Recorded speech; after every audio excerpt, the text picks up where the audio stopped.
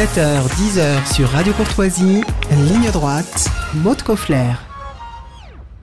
On a beaucoup parlé de liberté d'expression ces dernières heures, notamment sur les plateaux de CNews, mais dans l'hémicycle de l'Assemblée nationale aussi, ce sujet a fait débat puisque le projet de loi visant à lutter contre les dérives sectaires a été voté, incluant le fameux article 4 initialement retiré du texte.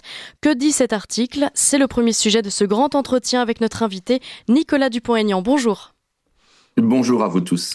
Vous êtes député de l'Essonne et président de Debout la France et hier vous vous êtes exprimé au sujet de ce projet de loi de lutte contre les dérives sectaires de l'article 4 de ce texte. Expliquez-nous de quoi il s'agit et pourquoi selon vous notre liberté est-elle en danger ? Tout simplement parce que cet article 4 va criminaliser la liberté d'expression et notamment, ce qui est incroyable, la liberté scientifique et punit d'emprisonnement 1 an et de 30 000 à 45 000 euros d'amende, toute personne qui provoque, mais le terme provoque n'est pas expliqué, qui provoque à l'abstention d'un soin thérapeutique ou prophylactique, c'est-à-dire ou alors qui incite à prendre un soin, un traitement alternatif, comme on dit. Cela veut dire quoi en fait ? Cet article prétend lutter contre les sectes, mais en vérité, il a été mis dans ce projet de loi, mais il ne cherche pas à lutter contre les sectes. Olivier Véran, en séance, l'a avoué. Cet article est pour faire taire des personnalités comme le professeur Raoult, c'est-à-dire des personnes qui, à un moment donné, émettent un doute sur un traitement médical, émettent un doute sur un état de la science et proposent peut-être un autre médicament. Cela veut dire en fait que c'est un règlement de compte, cet article 4. C'est un règlement de compte pour créer, imposer par le pénal une science d'État. Une science d'État. Or, le principe même de la science, c'est que c'est une confrontation d'idées, c'est une série de doutes, c'est une avancée. Ce qui était vrai hier est faux aujourd'hui. Sinon, Galilée, Pasteur et les autres n'auraient jamais pu exister. Mais il y a beaucoup plus grave encore. Cet article de loi aurait empêché, par exemple, Irène Frachon, la célèbre médecin qui a dénoncé le scandale du Mediator, d'exister. Elle aurait été tout de suite en prison. Vous n'auriez jamais pu l'inviter dans votre radio, parce que vous aussi, vous êtes puni de la même peine d'amende si vous invitez quelqu'un qui émet un doute scientifique. Elle n'aurait jamais pu s'exprimer sur les réseaux sociaux. Vous voyez la gravité de cette situation. Ouais. C'est vraiment une censure. C'est le retour à l'ère soviétique. C'est-à-dire qu'il y a une science d'État. Alors, Florian Philippot, nous avions ce matin sur notre antenne déploré l'absence de nombreux députés à ce vote. Vous avez pu le constater aussi, j'imagine.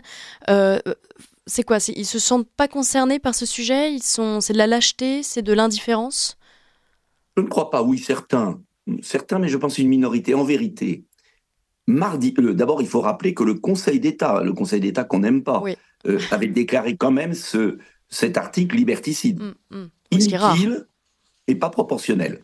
Ensuite, il faut rappeler que le Sénat a supprimé cet article parce qu'il porte atteinte à la liberté d'expression scientifique et donc médicale. J'ai oublié de le dire tout à l'heure.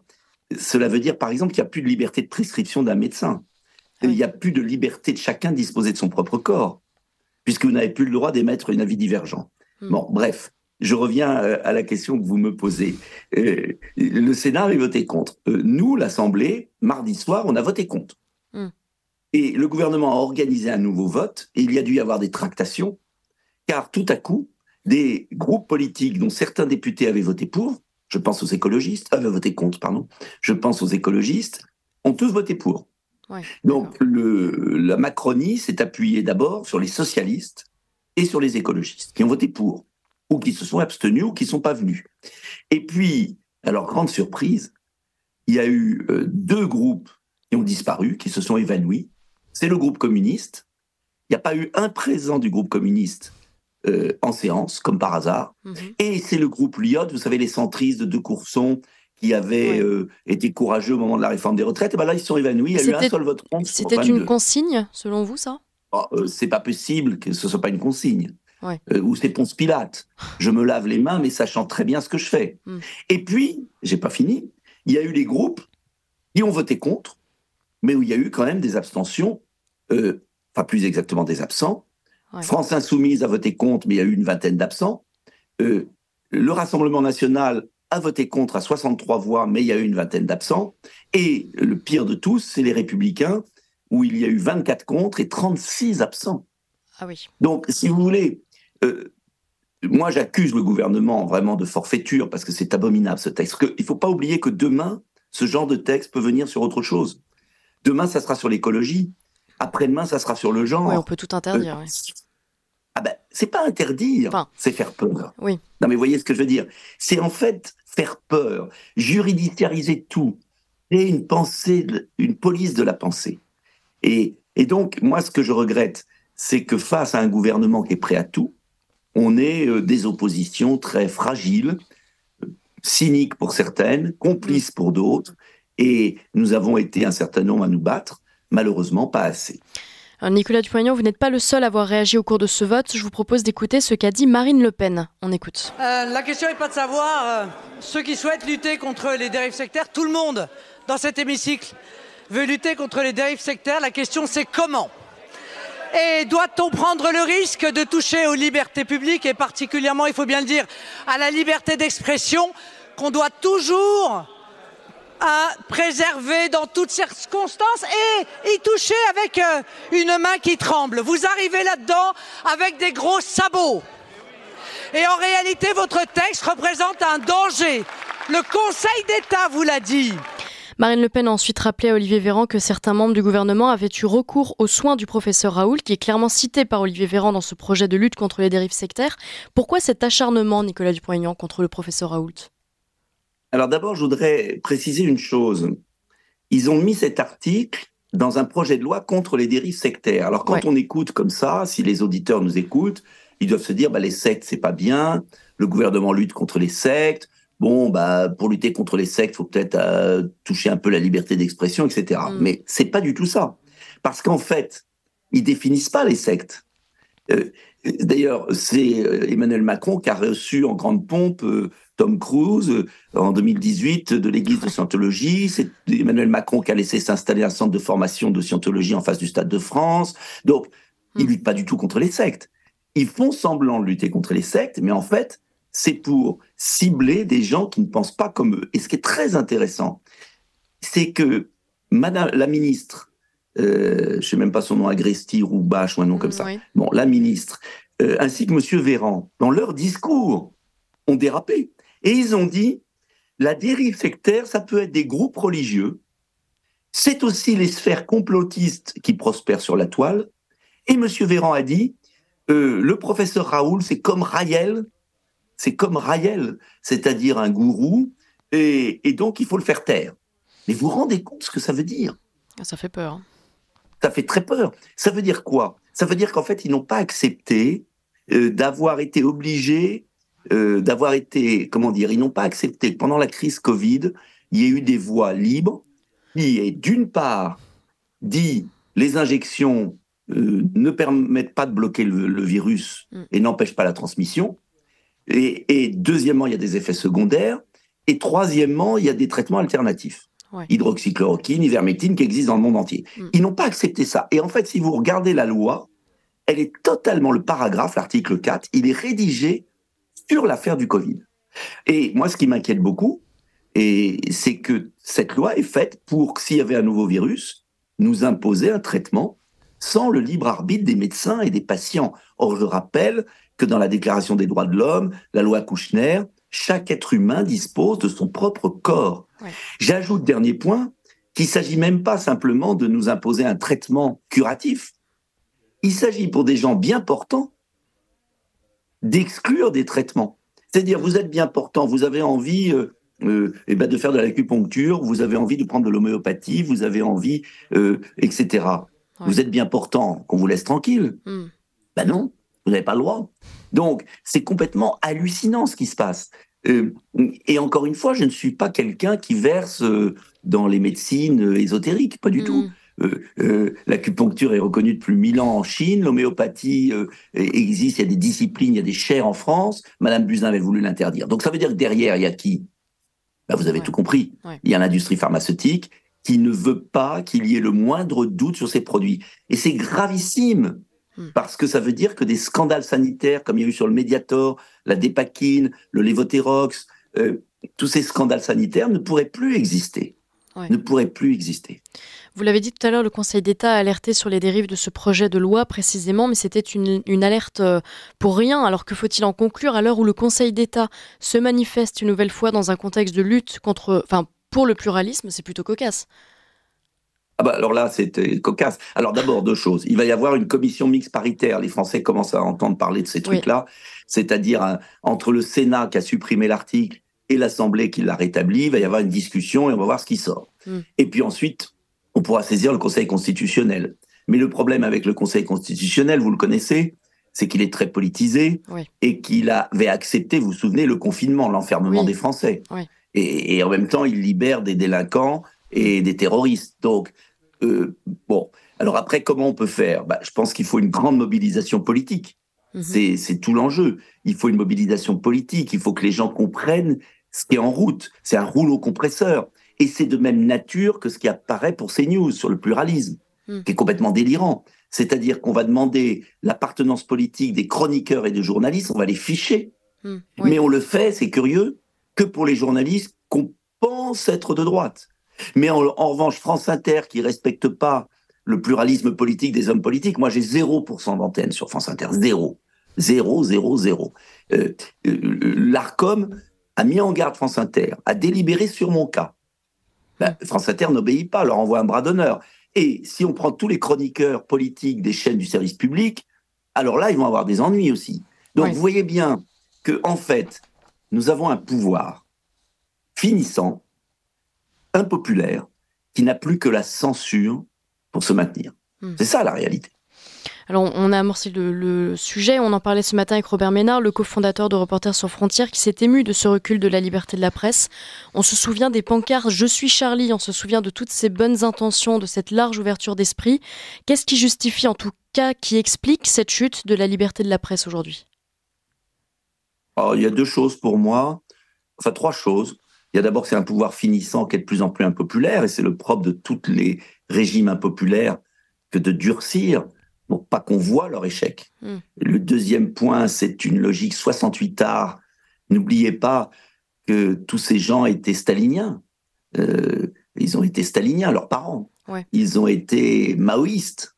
Ils ont approuvé le génocide au Cambodge. Ils pensaient que Solzhenitsyn était un monstre. Simplement, la grande différence, et j'en parlais hier avec ma femme, la grande différence, c'est que ces gens-là ne tenaient pas la télévision. Si vous voulez, les maoïstes, les staliniens, les avocats des Khmers rouges, ils tenaient les journaux. Le Monde, les journaux de l'époque, dans les années 70. Mais ils n'avaient pas la télévision. Or, ils ont pris le pouvoir à la télévision.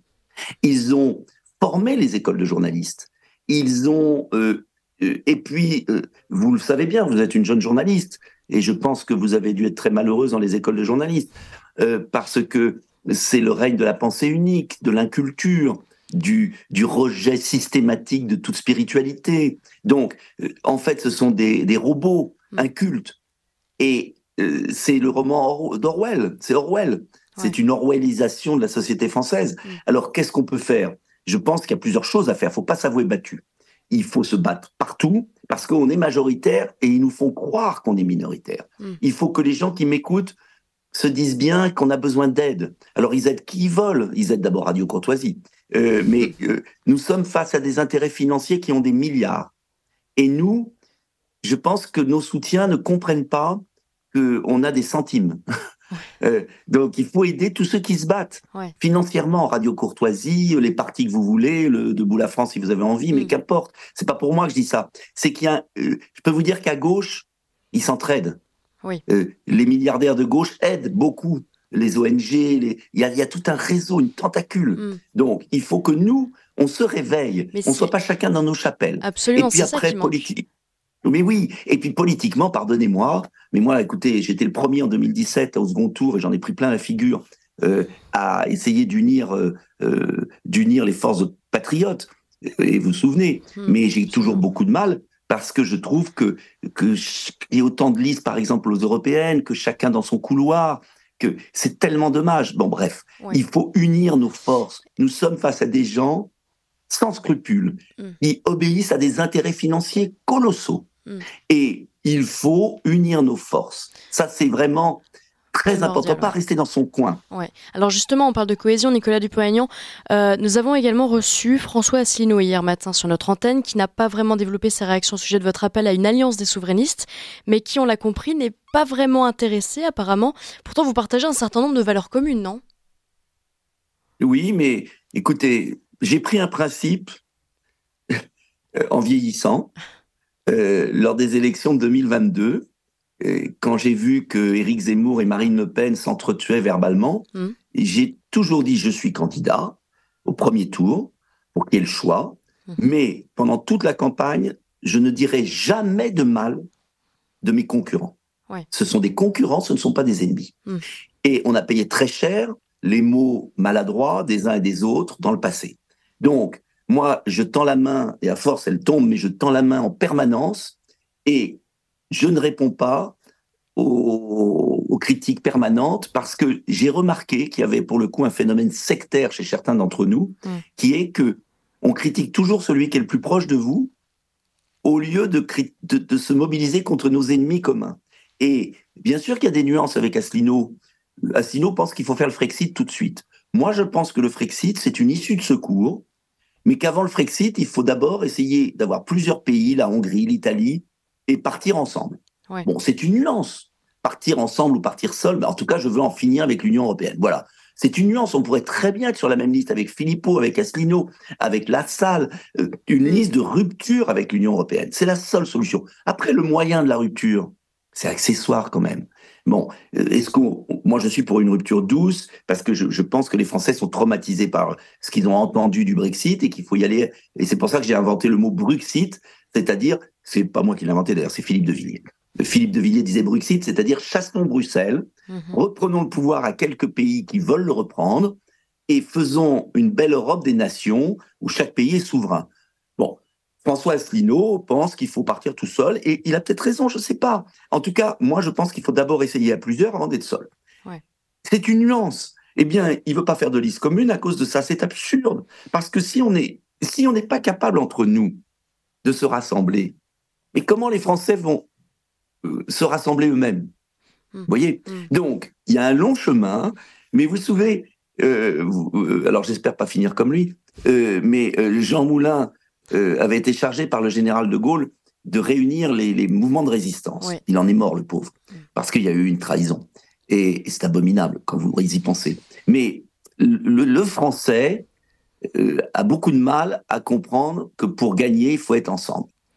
Et il peut y avoir des nuances, c'est pas grave, parce que je préfère une petite nuance avec Asselineau, Philippot ou d'autres qu'un grand choc avec mon pays qui disparaît sous mes pieds. Notre pays disparaît sous nos pieds. Et on a une responsabilité historique. Voilà. Alors, on verra où on en sera. J'ai encore un mois pour essayer de rassembler tout ça, et puis on verra. Hein. On va tout faire, en tout cas. Mais le vrai enjeu, je vais vous dire, pardonnez-moi de le dire, il y a les européennes. C'est d'envoyer des députés à Strasbourg. Oui. C'est bien pour tisser des liens avec les autres, etc. Mais il ne faut pas surévaluer. Il faut être honnête avec les Français. D'ailleurs, les Français ont très bien compris. Quel est le vrai enjeu ? C'est la présidentielle et ce sont les législatives. Et moi, ce qui m'inquiète beaucoup plus, parce que c'est beaucoup plus grave que les histoires d'Asselineau, Philippot, Dupont-Aignan et les autres, c'est que je regrette là aussi que les oppositions, ne votent pas une motion de censure contre ce gouvernement. Parce que, est-ce qu'on peut subir ce qu'on vit ensemble encore 3 ans ? Moi, je ne me résous pas à attendre 2027. Je pense que si les Républicains étaient courageux et votaient une censure, eh bien, le gouvernement tomberait, il y aurait une dissolution. Et là, je vais vous dire, Marine Le Pen, Zemmour, moi, et quelques républicains qui ne veulent pas de Macron, si on présentait des candidats communs, mais on a une majorité absolue dans le pays, et on gouverne dès maintenant, et on sauve le pays dès maintenant, ce qui n'interdira en rien à la présidentielle dans 3 ans d'y un nouveau combat. Ouais. Je ne comprends pas, vraiment, j'ai voté quasiment toutes les motions de censure. Je ne comprends pas pourquoi mes collègues attendent. Le pays perd chaque jour du terrain. On ne peut pas perdre une seconde. Tout ce qui est perdu est difficilement rattrapable dans le domaine de l'éducation, de l'immigration, de la sécurité, de la compétitivité économique, des mouvements sociétaux. Vous avez vu ce qu'ils vont nous prévoir avec la fin de vie. Bref, il y a urgence. Mais ça, j'ai beaucoup de mal à l'expliquer parce que j'ai le sentiment que chacun attend 2027 dans une perspective politicienne. Or, 2027, c'est lointain. Il va se passer beaucoup de choses. Et peut-être la guerre en Ukraine, ce qui est une folie. Ce que vous dites, c'est intéressant parce que ce qui nous tue, c'est l'individualisme. On l'a vu avec la présidentielle, on le voit déjà en marge des européennes. Est-ce que vous, Nicolas Dupont-Aignan, vous êtes en contact, en pourparlers avec des partis comme celui d'Éric Zemmour, comme celui de Marine Le Pen, malgré tout, pas forcément pour une liste commune pour les européennes, mais de façon générale? Bien sûr, et j'essaye de tout faire pour que, il n'y ait pas cette logique de parti. Oui. Parce qu'on a toujours besoin de plus petits que soi. Et j'ai beaucoup de mal à leur expliquer, mais il y a des oreilles attentives au sein de ces partis, et je parle aux uns et aux autres. Parce que, je vais vous dire, c'est ce qu'on doit aux Français qui souffrent, et à la France, voilà.